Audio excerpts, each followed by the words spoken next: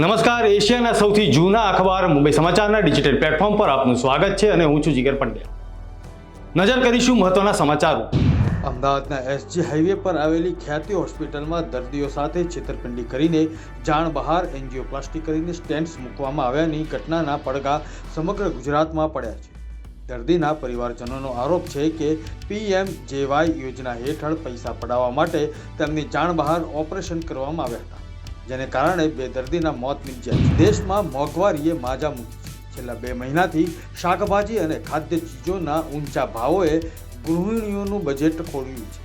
ઓક્ટોબરમાં પણ શાકભાજીના ઊંચા ભાવોને કારણે ફુગાવો 14 માસની ટોચે 6.21% નોંધાયો છે. શાકભાજીના ભાવોમાં 80% ઉછાળાને કારણે ફુગાવો ઓક્ટોબરમાં વધીને 42.18% પર પહોંચ્યો છે.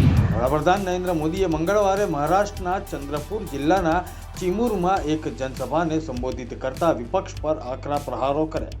આ જનસભામાં વડાપ્રધાન મોદીએ વિપક્ષના ગઠબંધન મહાવિકાસ અઘાડીને ભ્રષ્ટાચારના ખેલાડી તરીકે સંબોધિત કરતા રાજકારણમાં ખળભળાટ મચ્યો છે. કેદારનાથ વિધાનસભા બેઠક પર થનારી પેટા ચૂંટણી પર દરેકની નજર છે.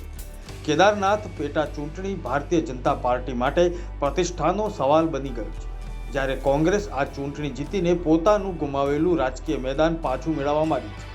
આ જ કારણ છે કે કેદારનાથ પેટા ચૂંટણી માટે ભાજપ અને કોંગ્રેસ એડી ચોટીનું જોર લગાવી રહ્યા છે. શેરબજારમાં સાર્વત્રિક વેચાવલીના માહોલના પગલે રોકાણકારોએ આજે વધુ 5.94 લાખ કરોડ ગુમાવ્યા. શેરબજારમાં કડાકા પાછળ જવાબદાર પરિબળ વિદેશી રોકાણકારોની સતત વેચાવલી છે. બીજી તરફ ટ્રમ્પની ફુગાવા તરફી નીતિઓના પગલે ડોલર પણ મજબૂત બની રહ્યું છે. પૂર્વ કેન્દ્રીય મંત્રી અને ભાજપના નેતા રાવ સાહેબ દાનવે સાથે જોડાયેલી એક ચોંકાવનારી હકીકત સામે આવી છે. પાટીલે પાર્ટીના એક કાર્યકરને લાત મારીને તેનો વિડીયો સામે આવ્યો છે. પાટીલે એક કાર્યકરને પોતાની ફોટો ફ્રેમમાંથી દૂર રાખવા માટે લાત મારીને આગો કર્યો હતો. વિડીયોમાં પૂર્વ કેન્દ્રીય મંત્રી લાત મારતા દેખાઈ રહ્યા છે. મણિપુરના જિરીબામ જિલ્લામાં સુરક્ષા દળો સાથે અથડામણમાં ઓછામાં ઓછા 10 શંકાસ્પદ આતંકવાદીઓ માર્યા ગયાની ઘટના સામે આવી છે. આ ઘટનામાં CRPFના એક જવાનને પણ ગોળી વાગી હતી.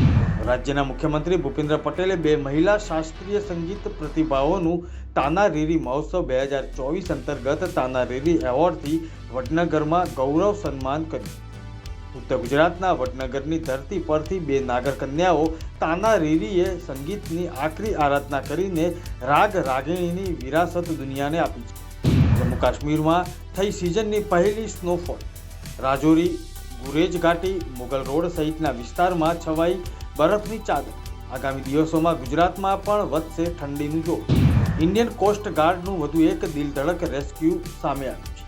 સમય સૂચકતા ઝડપી પ્રતિસાદથી વધુ એક માછીમારનું જીવન બચાવવા માટે કોસ્ટ ગાર્ડને સફળતા મળી હતી. દરિયા વચ્ચે 60 કિલોમીટર દૂર ફિશિંગ બોટ પર સવાર માછીમારની તબિયત લથડતા તેને ગણતરીના સમયમાં જ સુરક્ષિત રીતે હોસ્પિટલ પહોંચાડી. આ હતા અત્યાર સુધીના મહત્વના સમાચાર. વધુ સમાચારની અપડેટ માટે જોતા રહો મુંબઈ સમાચારનું ડિજિટલ પ્લેટફોર્મ. નમસ્કાર.